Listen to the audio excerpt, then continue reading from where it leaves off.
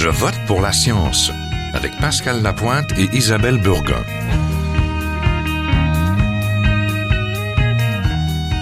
Bonjour à tous, j'espère que vous allez bien. Il y a peu de temps se tenaient deux événements qui ont retenu notre attention. Tous les deux s'intéressaient à l'intelligence artificielle, mais d'une façon unique. Ils proposaient d'aller au-delà du mystère des algorithmes ou l'apprentissage profond pour parler de responsabilité sociale, de politique et même de gouvernance.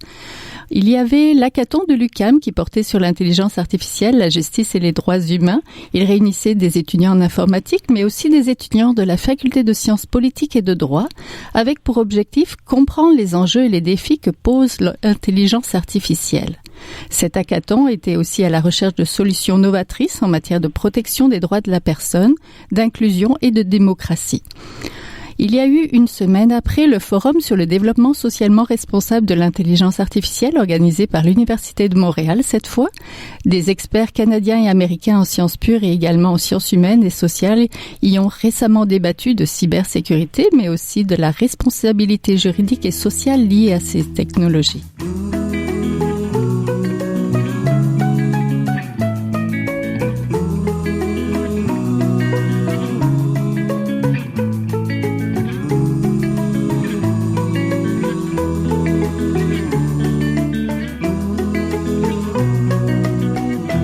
Pour parler de ces deux rendez-vous, j'ai avec moi Martin Gibert, chercheur en éthique de l'intelligence artificielle à l'Université de Montréal, affilié au Centre de recherche en éthique et à l'Institut de valorisation des données, spécialiste en psychologie morale. On va lui demander ce que c'est. Bonjour. Bonjour. J'ai aussi avec moi ce matin Marie-Jean Meurs, professeure au département d'informatique de l'Université du Québec à Montréal. C'est l'une des co-organisatrices de cet hackathon qui s'est déroulé donc fin octobre. Ses travaux de recherche portent sur l'intelligence artificielle et en particulier l'apprentissage automatique. Bonjour à tous les deux. Bonjour. Donc, je vous ai réunis pour parler évidemment d'intelligence artificielle.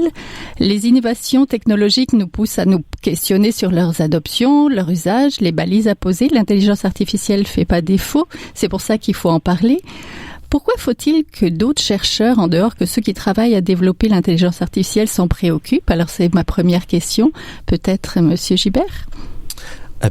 D'autres chercheurs doivent s'en préoccuper parce que ça intéresse pas seulement les chercheurs en intelligence artificielle, ça intéresse tout le monde. Les développements de l'intelligence artificielle, ça impacte déjà nos vies, ça va continuer à le faire de plus en plus. Donc c'est vraiment le moment de commencer collectivement à se demander c'est dans quel genre de société on veut vivre, dans quel genre de relation est-ce qu'on veut avoir avec l'intelligence artificielle dans le futur. Professeur Meurs, pourquoi il faut que d'autres chercheurs s'en préoccupent? Je pense exactement dans la même direction que ce que Martin vient de dire. Les spécialistes de l'intelligence artificielle sont pas les mieux qualifiés pour décider ce que la société veut faire. C'est-à-dire notre rôle à nous en tant que chercheurs, c'est de pousser nos découvertes au maximum, c'est d'être les plus créatifs possibles. Mais nous ne sommes pas des spécialistes pour ce qui est de la prise de décision et des orientations politiques et sociales. Donc je pense qu'effectivement, c'est indispensable qu'on se mette tous autour de la table pour prendre des décisions qui sont bénéfiques pour nos sociétés.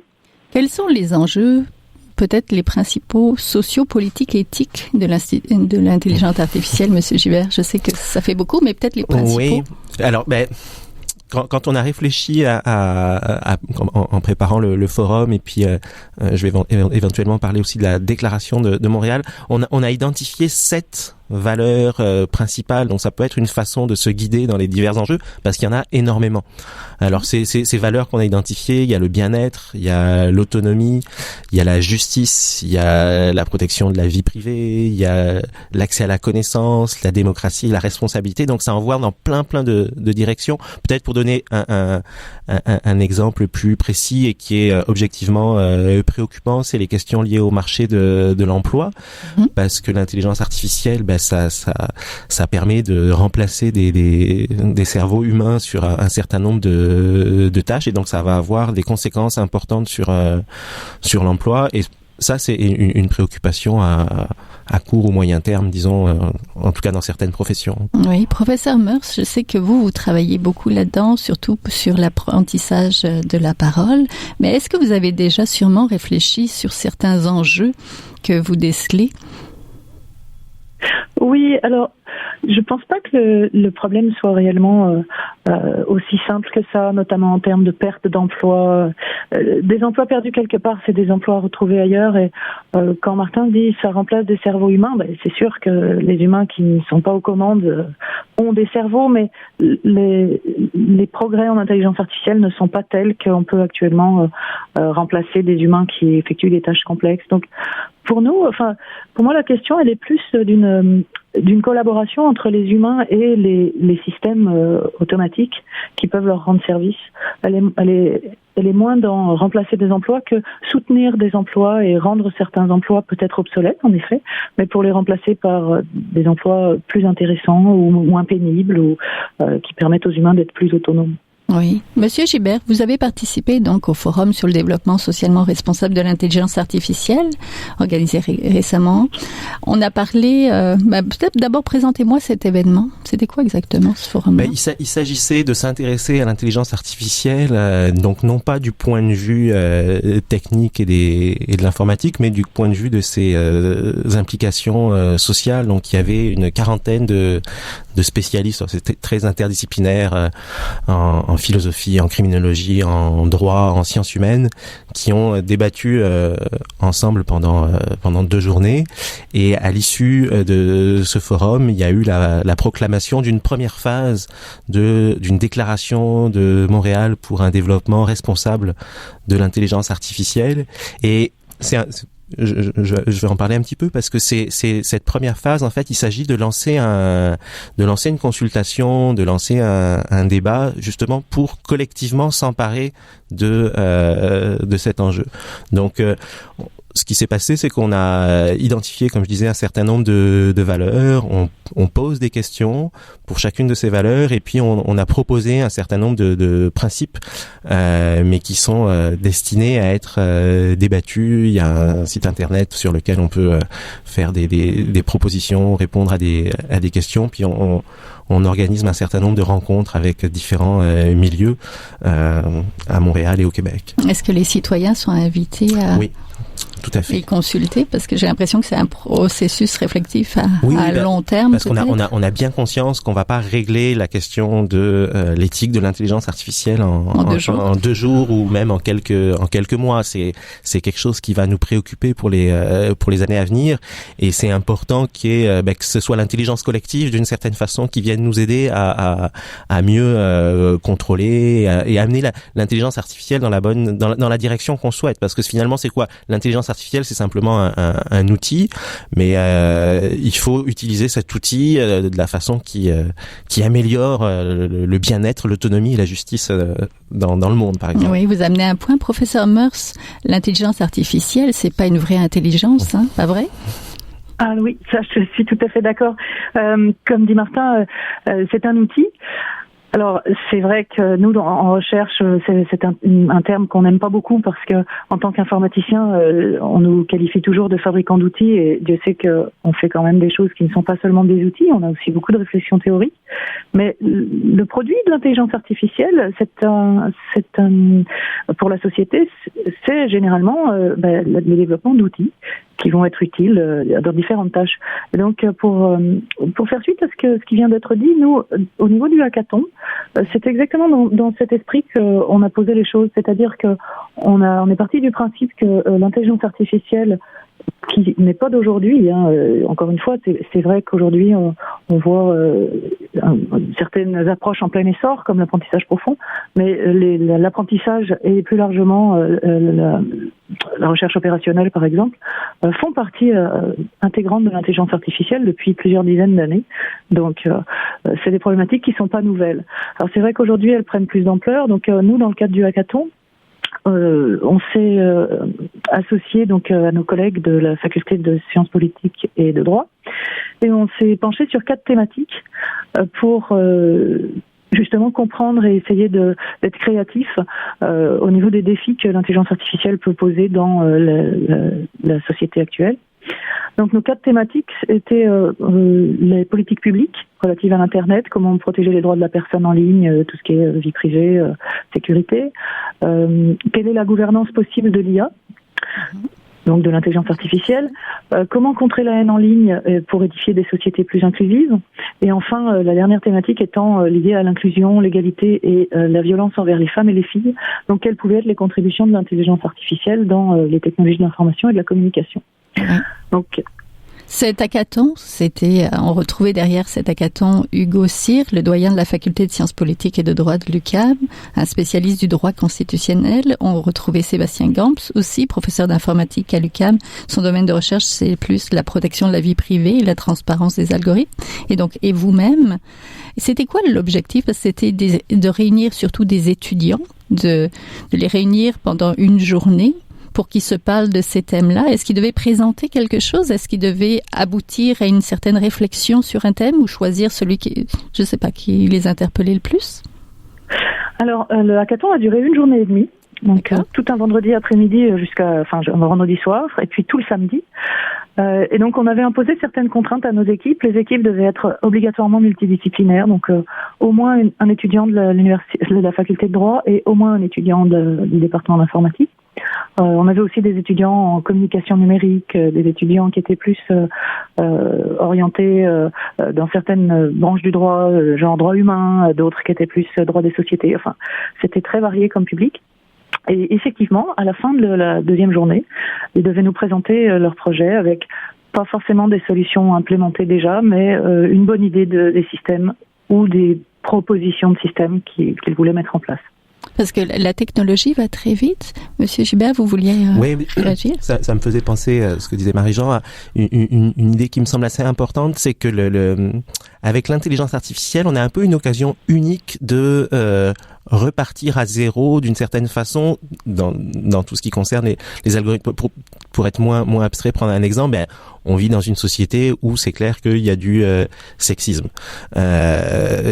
Oui, ces derniers temps, on en a parlé beaucoup. On vit dans une idéologie patriarcale et ça a évidemment des impacts sur tout un tas de personnes. Mais là, on peut se dire, ok, au niveau des systèmes qui utilisent l'intelligence artificielle, c'est peut-être le temps d'en profiter pour faire quelque chose de non sexiste, pour avoir quelque chose qui, du point de vue éthique, soit satisfaisant, répondre à nos standards. Donc là, il y a même un moyen d'être assez optimiste avec l'intelligence artificielle, de se dire, il y a un peu ce côté, on repart à zéro et on se dote d'emblée de standards qui conviennent à tout le monde et qui sont, par exemple, non discriminants. Oui, donnez-nous un exemple peut-être de ça. Comment l'intelligence artificielle, qui est une technologie, qui est un outil, peut être plus inclusif pour les femmes et les filles, parce que c'était un des thèmes justement, professeur Meurs, dont vous parliez aussi. Alors, peut-être que vous avez professeur Meurs, votre idée aussi.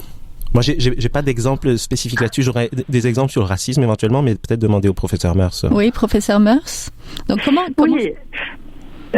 Par rapport à ce qui vient d'être dit, effectivement, c'est une opportunité, mais elle est probablement moins liée au développement des algorithmes qu'à la prise de conscience, parce que la plupart des stratégies actuelles en intelligence artificielle sont basées sur l'apprentissage.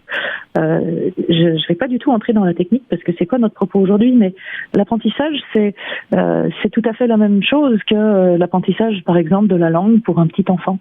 Et en cela, les approches par apprentissage sont extrêmement prônes à reproduire ce qu'elles ont entendu. Donc, si on leur donne à apprendre des modèles qui vont, eux, être sexistes ou qui vont être violents ou qui vont avoir tous les biais qu'on peut imaginer, ils vont apprendre ces modèles parce que ce sont simplement des modèles mathématiques qui vont leur être fournis. Donc, ils vont apprendre ces modèles et puis, bien sûr, ils vont les reproduire comme un petit enfant apprend un vocabulaire auquel on le confronte et pas celui qu'il n'a jamais rencontré. Donc, j'irais effectivement dans le sens de Martin, en disant qu'on a une opportunité probablement inégalée jusqu'alors de remettre les choses en place, entre guillemets, mais c'est moins lié à ces algorithmes-là qu'à la prise de conscience de notre société, de dire attention, on est en train aujourd'hui de travailler par apprentissage de plus en plus. On a des algorithmes qui nous permettent, des modèles mathématiques qui nous permettent de reproduire des choses qu'on a déjà faites.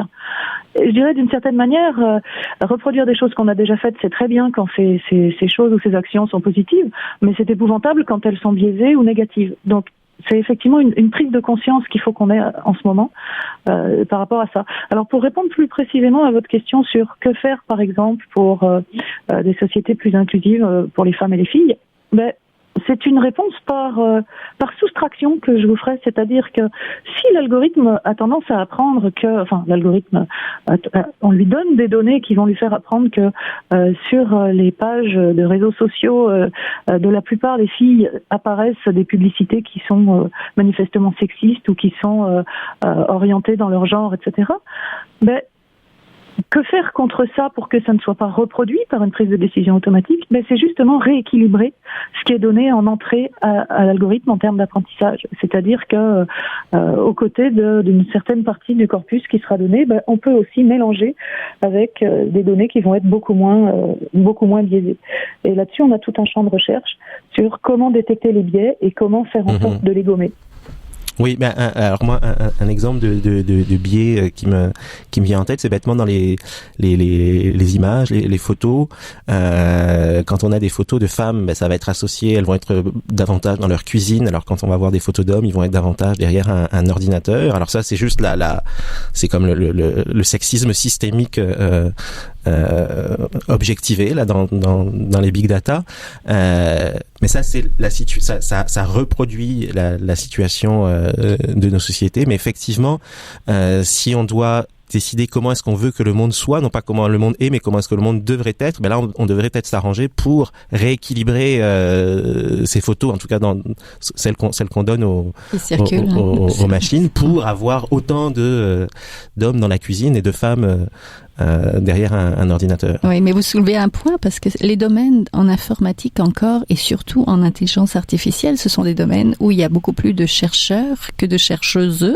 D'ailleurs, je suis contente justement, professeur Meurs, que vous soyez là pour vous parler d'intelligence artificielle, parce que les filles sont pas encore assez présentes. Donc, si on doit justement faire des programmes, et si ce sont des hommes qui travaillent derrière les machines, forcément, il y aura des biais, forcément, non? Ça dépend. Je veux dire, si on est conscient de ces biais, on peut rééquilibrer. Je veux dire, les hommes, comme vous dites, qui travaillent derrière les machines, sont présents en effet dans l'apprentissage, mettons, des photos, mais les femmes existent aussi. Donc, si par défaut le corpus est composé de 99% d'images d'hommes et 1% d'images de femmes, on peut simplement faire en sorte de rééquilibrer ces pourcentages pour que dans le futur, les choix d'images proposées par des algorithmes basés sur l'apprentissage diversifient justement ce qui va être mis en ligne, par exemple. Donc c'est pas inéluctable. Bon, c'est sûr qu'il y a un gros travail à faire pour la promotion des femmes en sciences et en particulier en informatique. J'ai entendu dire, que ça n'a pas toujours été le cas. En fait, les femmes étaient assez présentes au début de l'informatique, même dans les années 50, et que c'est relativement récent que ce soit massivement féminin comme ça l'est aujourd'hui, mais je pense que la situation est aussi en train de changer. Là, il y a de plus en plus de femmes qui viennent dans ce domaine-là. Oui, je voulais vous interroger aussi sur le rôle du chercheur, peut-être, en intelligence artificielle, dans l'adoption justement de politiques ou de lignes de conduite en matière de développement de ce type de technologie. Professeur Meurs, est-ce que c'est la responsabilité de se positionner et de guider les grands principes en matière de politique et de législation qui revient aux chercheurs, ou non? Alors, moi, je ne suis pas du tout dans cet esprit-là. Pour moi, la responsabilité du chercheur, c'est de faire de son mieux ce qu'il sait faire et non pas d'être un maître à penser. Donc, pour moi, le chercheur en intelligence artificielle et le chercheur en général, c'est quelqu'un dont le rôle est d'expliquer de son mieux aux décideurs, aux membres de la société civile, de travailler avec les philosophes, les éthiciens, les politiques, les gens qui font le droit de demain, pour que les décisions soient prises de façon éclairée. J'avoue que le chercheur, notamment aujourd'hui en intelligence artificielle, parce que évidemment c'est un sujet très à la mode, le chercheur qui nous dit comment penser l'intelligence artificielle, ça n'est pas du tout ma façon de voir les choses. Je pense qu'on peut pas être jugé parti, et que c'est pas parce qu'on excelle dans un domaine qu'on a pour autant le droit et puis même la légitimité pour exprimer autre chose que ce que l'on sait très très bien faire. Donc pour moi, c'est vraiment différent d'être très bon en intelligence artificielle et d'avoir une posture philosophique ou sociétale sur l'intelligence artificielle. Monsieur Gibert, très rapidement, parce qu'on termine. Oui, moi, je suis pas chercheur en intelligence artificielle personnelle, mais ceux que je connais sont assez ouverts et en tout cas se posent des questions éthiques et ont très conscience de tous les enjeux et sont assez modestes par rapport à ça là. Oui, parce que ça prend des experts, mais on peut pas être expert en tout. Exactement, et devoir justement décider de tout non plus, même si c'est un domaine qu'on connaît très bien.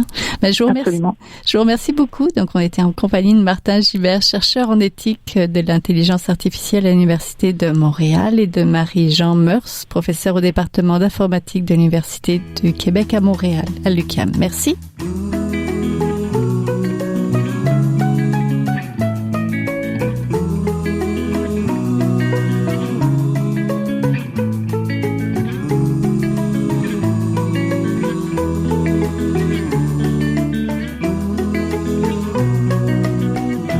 Nous sommes en compagnie pour notre chronique d'aujourd'hui de Sébastien Wessenberger, qui est professeur en sciences de l'environnement à la Télé-Université de l'UQAM et qui est également chercheur sur les questions climatiques. Mais il vient pas nous parler de climat aujourd'hui, il vient plutôt nous parler de publications scientifiques. Bonjour. Oui, bonjour. Pourquoi parler d'éditions scientifiques ? Premièrement, la publication scientifique, c'est un peu la pierre angulaire de toute la méthode scientifique, parce que c'est comme ça que les scientifiques s'échangent leurs données et valident aussi ce qui est de la science et ce qui n'est pas de la science à travers la révision par les pairs. Donc c'est un sujet très très important. Et en plus, depuis quelques décennies, c'est de plus en plus devenu un gros business, la publication scientifique. De nos jours, il y a 5 maisons de 5 grands éditeurs qui accaparent plus de la moitié du marché de toutes les publications scientifiques. Donc plus la moitié de tous les articles qui sont publiés viennent de une de ces 5 maisons de publication: Elsevier, Springer, Wiley, Taylor & Francis et Sage. Et ensemble, ces publieurs font plus de 20 milliards de dollars de revenus par an.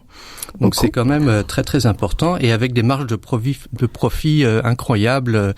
Par exemple, Elsevier en 2012 et 2013, j'avais vu les chiffres, avaient fait plus de 40% de profit sur leur marge d'affaires. Donc si vous avez des investissements à faire, c'est dur à battre. Et puis comment est-ce qu'ils arrivent à avoir des profits tellement élevés? C'est parce qu'il y a ce qu'on appelle en anglais un business model, ou un modèle économique qui est assez avantageux pour eux, puisque tous les articles qu'ils reçoivent sont écrits par des scientifiques, sont donc offerts gratuitement, contrairement à d'autres maisons d'édition, publieurs, des journaux qui doivent publier leurs journalistes, qui doivent payer leurs journalistes ou leurs auteurs. C'est pas leur cas. Et ce qui est encore mieux, c'est que tous les gens qui font la révision scientifique, c'est d'autres scientifiques qui donc travaillent aussi gratuitement, et les éditeurs généralement travaillent aussi gratuitement. Parfois ils reçoivent quelques dollars par article, mais c'est assez limité.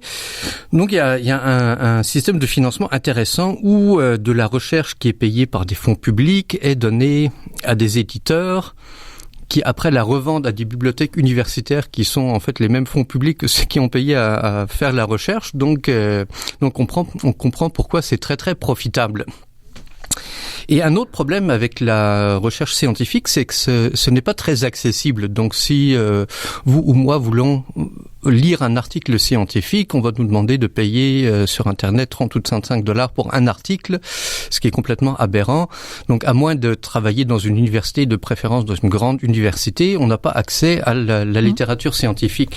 Et c'est pour ça que plusieurs conseils de recherche, dont le conseil de recherche du Royaume-Uni qui a été le premier à faire ça, force plus ou moins, il force au Canada, on suggère très fortement de favoriser ou de mettre ces articles en accès libre. Et ce que ça veut dire, aujourd'hui dans l'âge d'Internet, évidemment c'est tout en ligne, ça veut dire qu'on peut payer un petit extra pour un article, genre 1000 ou 2000 dollars, normalement dans les grandes revues, pour que ce soit publié ouvertement en ligne. Donc là, tout le monde peut avoir accès à cet article. Donc ça, c'est ce qu'on appelle le gold standard ou standard doré. Ça existe plus ou moins que pour les revues anglaises, donc c'est tous les termes techniques sont en anglais. Le problème avec ça, c'est que d'un côté, donc l'auteur va payer pour avoir son article publié en ligne, et de l'autre côté, les bibliothèques vont continuer à s'abonner à ces revues, donc continuer à payer les cotisations. Donc c'est ce qu'on appelle le double dip ou la double trempette, que finalement le contribuable, le public paye 2 fois pour avoir accès à des articles. Voilà. Donc il y a un problème économique, et après il y a un problème qui s'est installé depuis quelques années, qui est celui des revues prédatrices qui se nourrissent un peu de ce désir de scientifiques de publier gratuitement et librement leurs articles. Donc eux chargent beaucoup moins cher pour un article et surtout ils publient plus ou moins tout et n'importe quoi sans grande revue scientifique. Et aussi ils envoient des courriels de sollicitation en masse à des milliers de chercheurs qui vont donc parfois se faire avoir et publier là, ou sciemment publier des articles de mauvaise qualité dans une revue juste pour allonger leur liste de publications, parce qu'on dépend de ça en tant que scientifique. Donc hier, vous me demandez qu'est-ce qu'on peut faire comme scientifique pour pas tomber dans ce piège. Déjà, il faut faire attention à quelle revue on va envoyer son article, parce qu'une fois qu'on a envoyé un article, on peut plus se rétracter. On a signé une décharge de droit d'auteur. Donc ça, il faut faire attention. Donc une solution, c'est l'auto-archivage. On peut aller dans des sites comme ResearchGate ou d'autres où on peut partager ses résultats de recherche, ces travaux. Par contre, ces sites sont en train de se faire poursuivre par des éditeurs pour les atteintes aux droits d'auteur. Donc ce qui est un peu paradoxe, que des scientifiques qui publient leurs propres articles peuvent se faire poursuivre pour les atteintes aux droits d'auteur, mais c'est comme ça que c'est. Parfois, il y a des périodes de 1 ou 2 ans de moratoire. Après cela, on peut publier son article librement. Ou alors, on essaye de trouver l'autre solution, des éditeurs qui sont en accès libre, donc comme le PLOS, Public Library of Science, ou ici au Québec, on a Érudit, ou dans la francophonie, on a la plateforme revue.org, où toutes les revues sont libres d'accès, mais aussi libres de droits d'auteur. Donc ça, c'est notre modèle qu'on suggérerait pour l'avenir, de mettre des fonds publics pour aider ces publieurs, ces maisons de publication qui mettent gratuitement à disposition de la science pour tout le monde.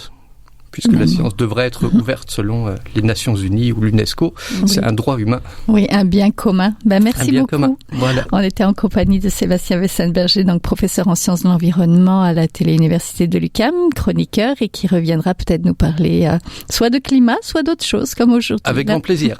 Merci. C'est tout pour cette semaine. Je vote pour la science est une production de l'agence Science Presse avec Radio VM. Au micro, Isabelle Burguin. À la régie, Daniel Fortin en compagnie de Julia.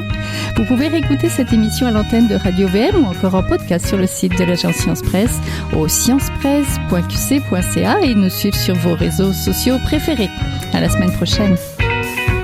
Jing Zhaohua est un chercheur typique de ceux pour qui les progrès de la bioinformatique ont préséance sur le sens biologique et pour qui la grosse science constitue la seule logique. On y parle de génome, de transcriptome et de spliceosome, de traductome, de protéome et de foldéome, de kinome, de protéasome, mais pas du glaucome de Guillaume, de signalosome vers les lysosomes, et puis E.T. phone home. Des milliers de candidats qui montent et qui descendent en fonction du stimulus duquel ils dépendent. Pendant que Dr. Roy montre ses résultats et avec son accent chinois